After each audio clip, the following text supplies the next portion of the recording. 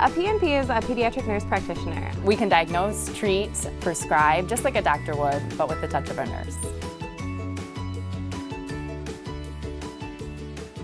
Kids A to Z with the PNPs. Z is for Z's. Hi everyone, welcome to Kids A to Z with the PNPs. Where each week we take a closer look at some of the common health issues affecting our kids. We're your hosts. I'm Dominique. And I'm Cortney. And what are we talking about today, Court? Today is the letter Z, and we're talking about Z's and mainly catching Z's or sleep. And I can't believe we made it to Z. Yay. So sleeping is super important. Every living creature needs to sleep, and it's our brain's number one job during early childhood development. Yeah, so our sleep is really regulated by what we call circadian rhythms, which is like your sleep-wake cycle. This is regulated by periods of light and dark and recognizing that when it's light out, I'm awake, when it's dark out, I sleep. And these rhythms take some time to develop, which is why our newborn sleep is so irregular.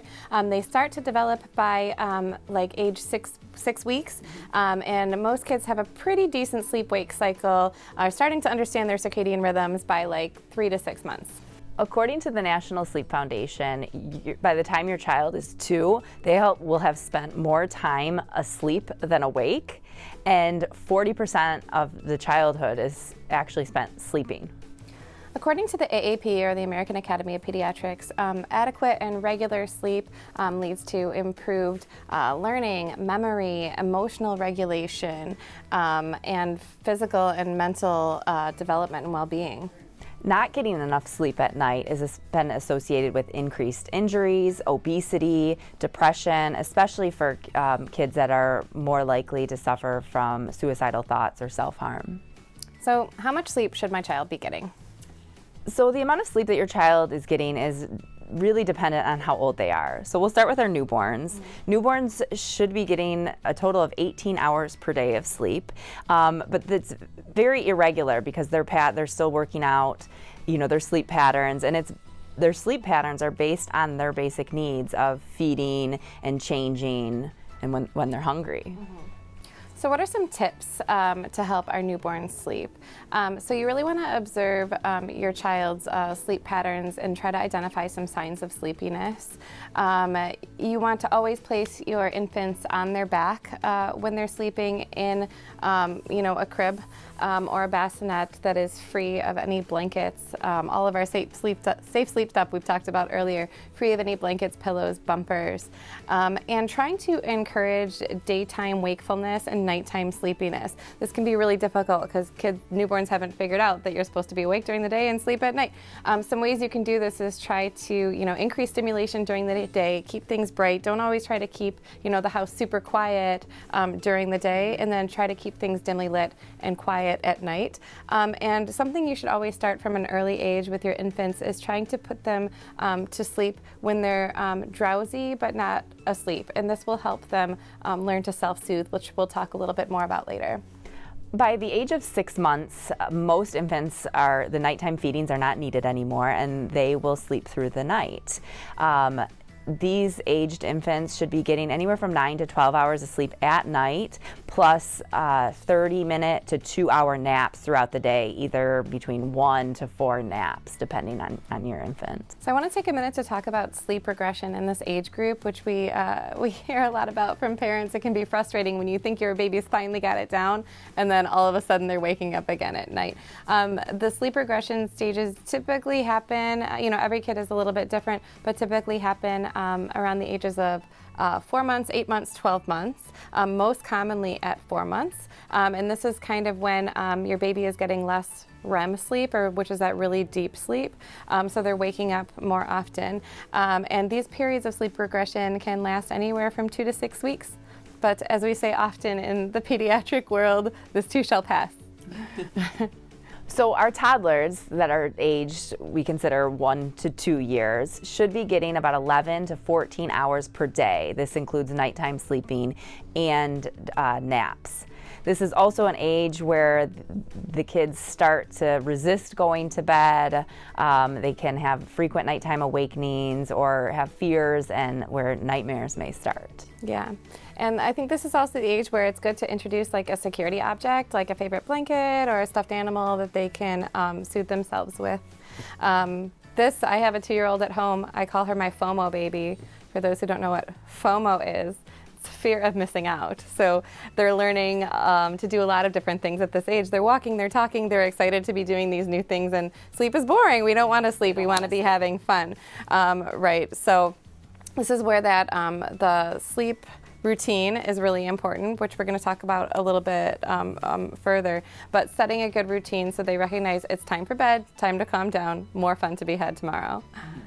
So our preschool age children, our kids 3 to 5, will typically sleep anywhere from 10 to 13 hours a day. And this is also the time that they start dropping their naps. So maybe they're down to 1 nap, and as they reach closer to 5, they're not taking any naps. Some kids need to sleep more, so they'll hold on to their naps, but you'll start to see just your nighttime sleepings at this time. And as a mother of a preschooler, preschoolers have a very active imagination, and as that imagination develops, so can their nightmares. So these like sleep terrors, sleepwalking, difficulty sleeping at night because of nightmares can continue. Some things you can help that can help your preschooler sleep at night: trying to keep a consistent sleep schedule and putting your child to sleep in the same space if possible every night, keeping the room cool, dark, and quiet, and without a TV. So for our school-age children, they should be getting about 9 to 12 hours of sleep per night. It's still very important for these kids to get lots of sleep. The demand at school is becoming harder. They're getting homework, so sleep continues to be very important. We want to keep, for our older children, limiting our screen time before bed to kind of settle into the night, and also avoiding super sugary drinks and caffeine. So let's take a minute to talk about our teenagers, age 13 through 18. They need about 8 to 10 hours of sleep per night. These are your self-proclaimed night owls that tend to stay up all night and then will sleep an entire Saturday away. The demands on teens are much higher these days with homework and extracurricular activities and socializations. They may not want to sleep, but I think teenagers need more sleep than we actually realize. There has been a big push lately to start the school day a little bit later for our teenagers in high school. So let's take a minute to talk about that bedtime routine that we've discussed so much, especially for our younger children. We really want to create like a predictable evening routine to help your child recognize that it's time to go to sleep. So it's best to start this process about an hour before bedtime, and cut down on the roughhousing, the running around, the action-packed TV shows, and bring in some peaceful playing to kind of get your child's nervous system to begin to shut down and get ready to transition, their body to transition to sleep. So some ways you can help encourage this bedtime routine is to set a bedtime every night and try your best to stick to it. Your child's body will naturally follow that pattern if it's done consistently. Also, to give your child a warning that it's 5 minutes till bedtime. And if they don't understand 5 minutes, some parents will set a timer, because you can't argue with the timer. When the timer goes off, it's time for bed. During this time of winding down, offer your child a light snack that consists of a carbohydrate and a protein. For example, like a piece of toast with some peanut butter. The carbohydrate will kind of make them tired, and the protein will keep them full so they're not waking up at night maybe hungry or complaining that they're hungry. Also, putting your child to bed in comfortable, loose-fitting, not binding pajamas. It helps to give your child a warm bath every night. Raising the body temperature can help them relax a little bit, and playing with the bath toys can help them burn off the remainder of their energy from the day. Also, reading a story before bedtime, especially if your child has a favorite story. It can be maddening to read the same story, over and over every night, but that can be a source of comfort to your child. Give your child a friend to sleep with, whether it be a blankie, a teddy bear, or a doll, something that provides them comfort throughout the night. We really want to try to limit or eliminate bottles, particularly by the age of 1 year. If your child does need a bottle to go to sleep, don't put juice or formula or milk in the bottle.